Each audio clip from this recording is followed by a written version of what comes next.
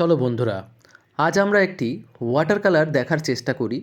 সেই সমস্ত বন্ধুদের জন্য আজ এই ভিডিও, যারা তোমরা ওয়াটার কালার শুরু করেছো এবং তোমরা বিভিন্ন সিনারি বা বিশেষ করে ল্যান্ডস্কেপ আঁকতে পছন্দ করো, আজ এই ভিডিওটি তাদের জন্য খুবই গুরুত্বপূর্ণ। আমি খুবই সহজ করে তোমাদেরকে আলো ছায়া কীভাবে ধরতে হয় ছবিতে সেই বিষয়টি দেখানোর চেষ্টা করব। যারা সিরিয়াসলি শেখার চেষ্টা করছো তারা ভিডিওটি স্কিপ করে যেও না। এখানে তোমরা দেখতে পারছো যে আমি প্রথমে একটি নর্মাল কালার এখানে দিচ্ছি, বা বলা যেতে পারে একটি ফ্ল্যাট কালার দিচ্ছি। এখানে ব্যবহার করা হয়েছে কোবাল্ট ব্লু এবং ক্রিমসন লেক, এই দুটি কালার ব্যবহার করে এখানে আমি কিছুটা পার্পেল কালার আনার চেষ্টা করেছি এবং খুবই সিম্পলি তোমরা দেখতে পারছো খুবই লাইটভাবে আমি কালারটিকে কিন্তু এখানে ইউজ করছি।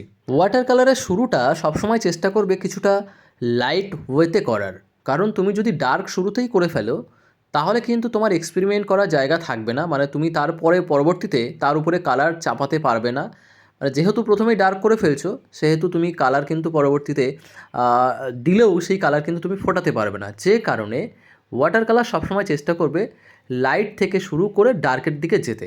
তবে যে স্থানগুলি অনেক বেশি ডার্ক থাকবে, তুমি যদি বুঝতে পারো যে এই স্থানটি অনেক বেশি ডার্ক, তাহলে সেখানে আগে থেকে ডার্ক দেওয়া যেতেই পারে। যেমন আমি এইখানে যে কালারটি এখন করছি তোমরা দেখতে পারছো, এই অংশটি অবভিয়াসলি এখানে ডার্ক হতেই হবে, কারণ তোমরা যখন কোনো একটা বাড়িকে দেখবে এই অংশটি কিন্তু ডার্ক হবে কাঁচা বাড়ির ক্ষেত্রে, তাই না?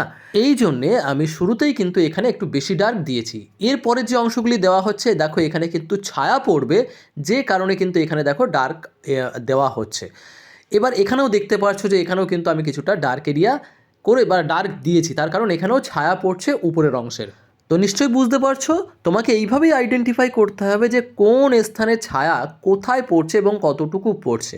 তাহলে দেখবে তুমি তোমার ছবিতে আলো ছায়াকে খুব সুন্দরভাবে ফুটিয়ে তুলতে পারবে। এখানে তোমরা নিশ্চয়ই দেখে বুঝতে পারছো যে এখানে কিন্তু আলো ছায়াটি খুব সুন্দরভাবে এখানে ফুটে উঠেছে। আরেকটি বিষয় মাথায় রাখবে, যখন তোমরা ওয়াটার কালার শুরুতে কাজ করবে তখন কিন্তু যে কালার তোমরা প্রথমে দিচ্ছ, যখন দেখবে ছবিটা শুকিয়ে গেছে দেখবে কিছুটা মনে হয় যেন লাইট হয়ে যাচ্ছে। এই কারণে কিছুটা পরিমাণ ডার্ক যদি পড়েও যায় সেখানে কিন্তু খুব একটা বেশি চিন্তার কিছু নেই, কারণ পরবর্তীতে দেখবে ওটা কিছুটা আবার লাইট হয়ে যাচ্ছে। যেমন এই ছবিটার ক্ষেত্রেই তোমরা লক্ষ্য করে দেখতে পারো যে আমি যখন ছায়ার কালার করেছিলাম তখন কিন্তু অনেকটা ডার্ক দেখাচ্ছিল, আর এখন যখন দেখো কিছুটা শুকিয়ে এসছে দেখো এবার কিছুটা লাইট হয়ে গেছে।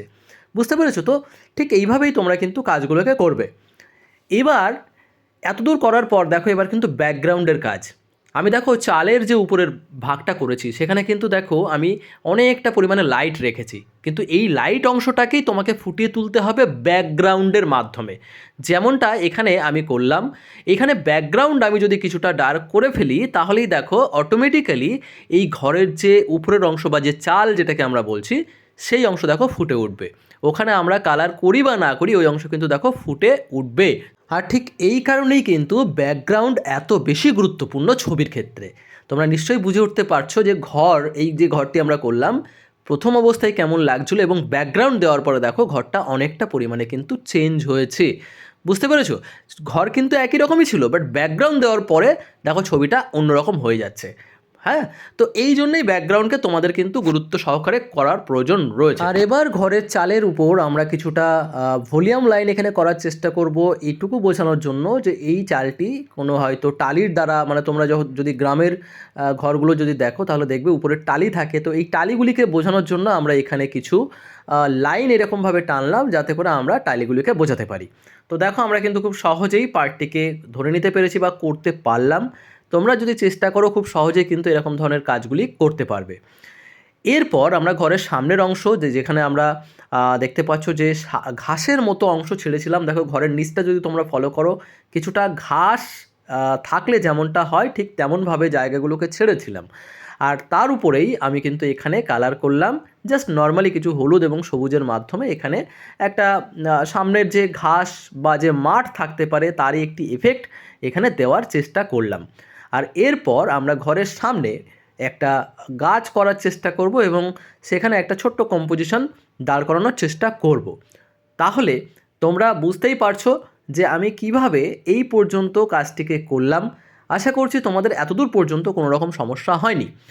এইটুকু কাজ হয়ে যাওয়ার পরেই তোমরা এবার কি করবে, যেমনভাবে আমি এখানে একটা এক্সপেরিমেন্টাল কাজ তোমাদেরকে আমি দেখাচ্ছি, যদিও আকাশের কাজটি আগে করে নিলেই বেটার, বাট আমি এখানে তোমাদেরকে এক্সপেরিমেন্টালি দেখাচ্ছি যে তোমরা পরেও কিন্তু আকাশ করতে পারো। যদি তুমি জলটাকে কন্ট্রোল করতে পারো তাহলে অবশ্যই তুমি আগে বা পরে যে কোনো সময় কিন্তু ছবিতে কাজ করতে পারো। এখানে দেখো আমি আকাশের কাজ কিন্তু একেবারে শেষে করেছি, যদিও আমার এটা ইচ্ছা ছিল না যে আকাশ করব, শুধুমাত্র এই যে ঘর এবং পেছনের ব্যাকগ্রাউন্ডটাকেই দেখানোর ইচ্ছা ছিল। বাট এখানে তোমরা দেখতে পারছো যে আমি যদি এখানে এর উপরে এক্সপেরিমেন্ট করতে চাই, যেহেতু ঘরের পেছনে গাছগুলো অনেকটা বেশি লাইট ছিল, হ্যাঁ, বা ঘরটাকেও আমি অনেক বেশি ডার্ক করিনি, সেই কারণে এখানে কিন্তু খুব সহজেই আমি একটা এক্সপেরিমেন্ট করতে পারছি এর উপর। এবং আমি দেখালাম যে এর সামনে একটি লম্বা একটি গাছ রয়েছে, যাতে করে একটা কম্পোজিশন এখানে কিন্তু দাঁড়িয়ে গেছে। তো আশা করছি তোমরা ঠিক এইভাবে যদি প্র্যাকটিস করো খুব সুন্দর ওয়াটার কালার তোমরা করতে পারবে। এবং যদি তোমাদের আজকের এই ভিডিওটি থেকে কিছু শেখার থাকে বা যদি ভিডিও ভালো লেগে থাকে অবশ্যই লাইক করে দিও, তার সঙ্গে কমেন্ট করতে ভুলো না। আর সেই সঙ্গে তোমরা যদি কেউ মনে করো অনলাইন ক্লাস করতে চাও তাহলে অবশ্যই ডিসক্রিপশনে আমার নাম্বার রয়েছে, আমার সঙ্গে কন্ট্যাক্ট করতে পারো। আজ এই পর্যন্তই, দেখা হচ্ছে পরবর্তী ভিডিওতে। সবাই ভালো থেকো, বাই।